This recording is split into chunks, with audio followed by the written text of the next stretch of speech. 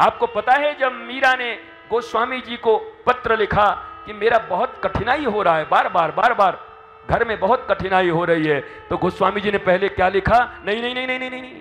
घर में घर वाले से मिलके रहिए, घर वालों को खूब आनंद दीजिए, काम करिए, सेवा करिए और अपना भजन करिए। दूसरी बार फिर लिखा 6 महीने के बाद कि अब बहुत ज्यादा ये हो गया, मैं क्या करूं? नहीं नहीं नहीं नहीं, कॉम्प्रोमाइज करने का प्रयत्न करिए, एडजस्ट करिए। अरे 2 कौड़ी के लिए कितना एडजस्टमेंट करते हैं, कल ही बताया था। कुत्ते की लेड़ी तक उठा गए थे एक ठेकेदारी के लिए। कितना एडजस्टमेंट करते हैं दुनिया में पैसों के लिए, कितना एडजस्टमेंट करते हैं प्रतिष्ठा पाने के लिए, कितना एडजस्टमेंट करते हैं कहीं से हमारा नाम हो जाए इसके लिए। तो जरा सोचो, श्री कृष्ण के लिए एडजस्टमेंट करने में, अपने गुरु के लिए, आत्मा के लिए, आनंद के लिए एडजस्टमेंट करने में तुम्हें इतनी तकलीफ हो रही है, इतना तकलीफ। हम इधर ही देख के बोल रहे हैं, इधर वाले सोच रहे हैं हम लोग विद्वान। महाराज हम लोग सब एक साथ, ये छत्तीसगढ़ से जो बैठे हुए हैं सामने, आप लोग भी सुन रहे हैं ना कि क्या सुन रहे हैं? उधर ही बोला जा रहा है।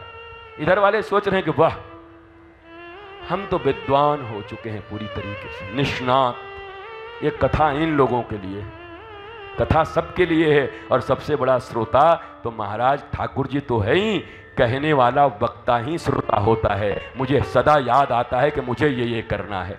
जब जब व्यासपीठ से कहता हूं, मैं स्वयं को याद दिलाता हूं, बेटा ये करते रहना, ये करते रहना, ये करते रहना, ये करते रहना। तुम कह रहे हो और नहीं करोगे तो बात गड़बड़ हो जाएगी। जो कह रहे हो वो तुम्हें भी करना पड़ेगा। तो कहने का फायदा ये है। अब सुनने का क्या है हमको पता नहीं है। आप लोग बताइए, सुनने का कोई फायदा हो तो समझ लीजिएगा। हमको तो पता है कहने का फायदा क्या है। इस स्थिति में एडजस्टमेंट करिए, एडजस्ट करिए। देखो आज कथा का दिन नहीं है, मैं सत्य कहता हूं। आज कंक्लूजन का दिवस है, आज एक हल का दिवस है, एक सॉल्यूशन मिले यहां से कि यहां से उठ के घर में जब जाएं तो कुछ बदले बदले हुए नजर आए। हाँ भैया 7 दिना में ये चीज मिला है आज, अब जीवन हमारे ऐसे चलेगी। कथा तो चलती रहेगी। मैं पल दो पल का शायर हूं, मुझसे बेहतर कहने वाले, तुमसे बेहतर सुनने वाले आए और आकर चले गए। मैं भी एक पल का किस्सा हूं, तुम भी एक पल का किस्सा हो। कल तुमसे जुदा हो जाऊंगा जो आज तुम्हारा हिस्सा हूं। मैं पल दो पल का शायर हूं। ये तो सबके साथ है, न तुम टिकोगे न हम टिकेंगे। परंतु कौन से ऐसे सूत्र ले लें, कौन सी ऐसी बातें निकल जाए यहां से, उन बातों को ले जाकर के जीवन के 2-4 गांठ भी खुल जाएं तो भागवत सफल हो जाए महाराज। कि नहीं गए 2 गांठ तो खुल गए मेरे। यहां मुझे बहुत तकलीफ थी, बार बार मुझे दुख होता था इन बातों से। अब मैं समझ गई कि ये बात होने से मुझे बुरा नहीं मानना है, मुझे अपने काम में लगे रहना। तो कितनी बड़ी बात हो गई, कितनी बड़ी चीज मिल गई। करोड़ों रुपया दे के न मिले, खरीद न पाओगे कहीं से। अगर समझ आ गया तो समझ से बड़ा मूल्यवान वस्तु, बोध से बड़ा मूल्यवान वस्तु इस दुनिया में कुछ भी नहीं है। बोध। सिद्धार्थ बोध पाके बुद्ध बन गए। बोध से बुद्ध, सिद्धार्थ राजा के बेटे। तो बोध बड़ा मूल्यवान है। अगर बोध हो जाए तो मूल्यवान वस्तु हाथ लग गई, स्यमंतक मणि हाथ लग गया। अब बोध न हुआ तो ये कथा सुनते सुनते सुनते सुनते 100 बार सुन के चले गए। तुमको मिला क्या स्यमंतक मणि? है क्या किसी के पास 2-4 किलो सोना देने वाला? हो तो हमको भी दो 1 दिन के लिए किराए पर, आश्रम में लगा देंगे, कछु गौ सेवा में देव। तो मणि यही है, स्यमंतक मणि से समझ की मणि तुम्हारे भीतर विकसित हो जाए। स्यमंतक मणि की कथा से बुद्धत्व और बोध की मणि भीतर में प्रकाशित हो जाए, जिससे भीतर के अंधकार छंटने लगे। उस मणि से जो चीज दिखाई नहीं पड़ती थी अब दिखाई पड़ने लगे। हाँ, बहू से लड़ाई इसी कारण से हो रही थी। इतना ही समझ के चली जाओ मेरी माँ तो भागवत सफल हो जाए। अब बहू सोचे, ओहो मेरी माँ जी से लड़ाई इसके कारण हो रही थी कि मैं बार बार उनको ब्लेम कर रही थी। ब्लेम मुझे खुद लेना है, गलती मेरी है, तो भागवत सफल हो जाए। एक छोटी सी चीज कुछ समझ आ जाए तो भागवत सफल हो जाए। और यही सफलता सफलता मात्र है, बाकी तो कालक्षेप है, टाइम बिता लो कोई बात नहीं। जब 6 दिन बीत गए, 7 दिन बीत गए, केवल 1 घंटे बचे हैं हिसाब के अनुसार, 6 बज गए, 7 बजने वाले हैं, तो जब इतना निकल गया तो ये भी निकल जाएगा, टाइम तो हो ही गया है। परंतु प्राप्ति क्या है? घड़ी भी कह रहा है कि महाराज हम गिर जाएगा कि बचा नहीं बचा, ठीक है बचा। प्राप्ति क्या है? कृष्ण से कम में मानो मत, आनंद से कम में मानो मत, ये सुख दुख के चक्कर में मत फंसो, ये रुलाते हंसाते रहेंगे, कभी खुशी कभी गम, ये नहीं चलेगा। आनंद ही आनंद, ये तो फिल्म वाले बनाते होंगे, कभी खुशी कभी गम, उनके जिंदगी में बेचारे का वही है, वही सब करते हो, तुम बेकार देखते हो इसी फिल्म में। अब बताओ ब्रजवासी लोग, ब्रज के लोग, जो महाराज रोज कम से कम पूरे ब्रज में कहीं ना कहीं कथा चली रही है और कृष्ण जन्म हो ही रहा है, और नंद को आनंद भयो जय कन्हैया लाल की, और वो देखने जाए कभी खुशी कभी गम, भाग जा तेरे खुशी तेरे गम।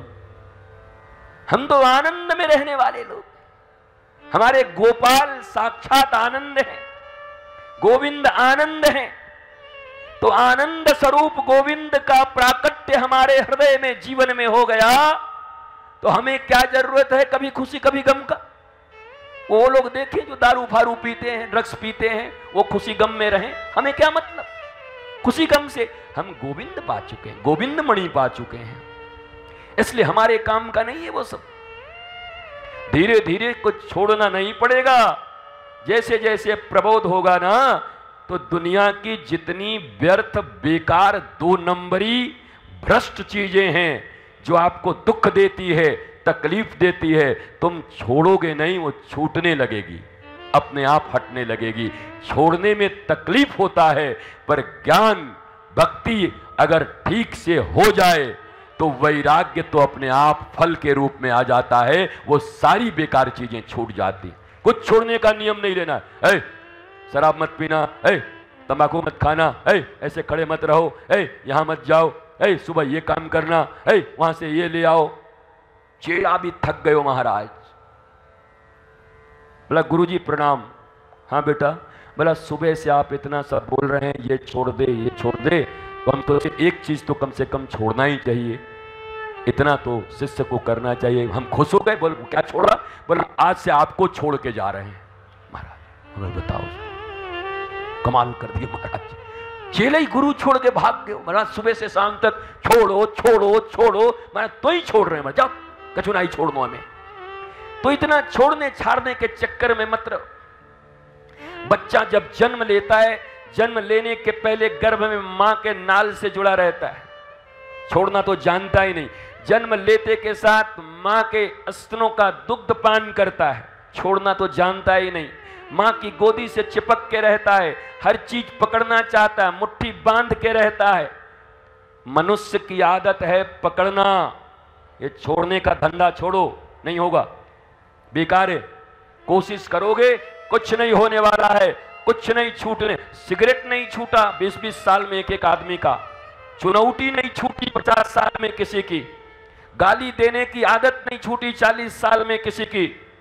कोई स्नान नहीं करता है 3 दिन तक, तो अभी तक नहीं करता है, उसकी आदत ही नहीं बन स्नान करने की। तो कोई भी आदत छोड़ने में तुमसे तुम समर्थ नहीं हो, ये तुमको पता है। न तुम छोड़ पाते हो, न तुम्हारे बच्चे छोड़ पाते हैं, न तुम्हारा परिवार छोड़ पाता है, न तुम्हारा समाज छोड़ पाता है। इसलिए श्रीमद् भागवत कुछ छोड़ना नहीं सिखाती। श्रीमद् भागवत कहती है छोटी छोटी चीजों को पकड़ रहे हो तो एक बार बड़े से बलदाऊ और कन्हैया को भी पकड़ लो, कस के मार पकड़ो। छोड़ना नहीं है महाराज, छोड़ना क्या है? ये छोड़ो वो छोड़ो, यहां चले जाओ, ये कर दो, ऐसे निकाल दो, यहां कर दो, सोमवार को ये मत लेना, मंगलवार को ये मत करना, बुधवार को ये मत करना, गुरुवार को ये मत करना, शनिवार को ये मत करना। वो महाराज कौन इतना याद रखे, कब कौन को नहीं करना चाहता। भगवान आरोप मुक्त हो गए और ऐसे ही एक एक करके भगवान की और भी मित्र वृंदा, भगवान की और कालिंदी, ऐसे सत्या नागन जीती की कन्या, उनसे उनका विवाह हुआ। 8 कन्याएं इधर हो गईं और 16,100 के बारे में तो हमने आपको बता ही दिया है कल। भौमासुर ने कैद करके रखा था 16,100 राजकुमारियों को, और भगवान पारिजात वृक्ष लेने के लिए जब जाते हैं स्वर्ग, और वहाँ से जाते समय भगवान को बीच में भौमासुर का ये स्थान दिखाई पड़ता है। और ये वो जा क्यों रहते स्वर्ग? नारद जी ने झगड़ा लगवा दिया था महाराज ठाकुर जी के घर में थोड़ा सा। नारद जी ने लाके पारिजात वृक्ष दे दिया रुक्मिणी जी को, और जाके सत्यभामा जी को कह दिया कि स्वामिनी जी हम तो आपके लिए लेके आ रहे थे, सोई ठाकुर जी बीच में मिल गए। बोले अरे छोड़ो, सत्यभामा क्या करेंगे, रुक्मिणी को दे के आओ। अरे महाराज खड़ी लड़ाई लगा गए घर में। भगवान ने कहा नारद जी हम कहाँ राजकाज करके आते हैं, आप कहाँ यह करने? अरे बोले ठाकुर जी भौमासुर को कौन मारेगा? अब सत्यभामा करेंगी जिद्द कि अब तुमने ऐसा क्यों किया, तो आप क्या कहेंगे? अरे उनको तो हमने सिर्फ एक फूल दिया था, पारिजात का फूल दिया है, पर आपको तो हम चलो स्वर्ग से पेड़ ही लाके दे रहे हैं, आपके आंगन में लगा दे रहे हैं। वो गई। और सत्यभामा को लेकर क्यों गए? क्योंकि सत्यभामा भूमि की अवतार है, धरणी अवतार है। भौमासुर कौन है? भूमि से पैदा हुआ है। और सत्यभामा भूमि ने ही कहा था कि जब तक मैं न कहूँ इसको दुनिया में कोई मार नहीं सकता। तो ठाकुर जी ले गए और ऐसा खिंचा दिए, ऐसा ज़्यादा भौमासुर ने व्यवहार कर दिया सत्यभामा के साथ कि सत्यभामा को बोलना पड़ा मारो इसको, अभी मारो। ठाकुर जी तो इसी का इंतजार ही कर रहे थे। सोई गोविंदाय नमो नमो कर दिया वहां पर उसका भौमासुर का। 16,100 कन्याओं को लेकर निकला। 21वीं शताब्दी में भी आज भी अगर किसी युवती के ऊपर, किसी बच्ची के ऊपर ऐसे कोई केसेस होते हैं, कभी उनका शोषण होता है, कभी जो बलात्कार नाम का शब्द आता है, तो आज भी अखबारों में नाम उसी का छुपाया जाता है, मुंह उसी को छुपाने पड़ते हैं, कहानियाँ उसी की नहीं बनाई दी जाती। वह मोहल्ले में नहीं रह पाती, महाराज राज्य में नहीं रह पाती। 21वीं शताब्दी में तो ये हाल है। जरा सोचो उस समय उन 16,100 राजकुमारियों को उठाकर ले जाने वाला वो राक्षस जब इतने वर्षों तक अपने यहाँ रखा था, तो उन कन्याओं को कौन अपनाता? उन कन्याओं ने कह दिया इससे तो बढ़िया था कि कम से कम एक के अंडर में हमें बंद करके रखा गया। अब तो हम जहाँ जाएंगी, जहाँ जाती हैं, लोग हमारे पीछे पता नहीं फप्तियाँ कसते हैं। अरे देखो देखो वही उठा के ले गया, तो वही है, ये वही है। कितने दिन तक रही हो?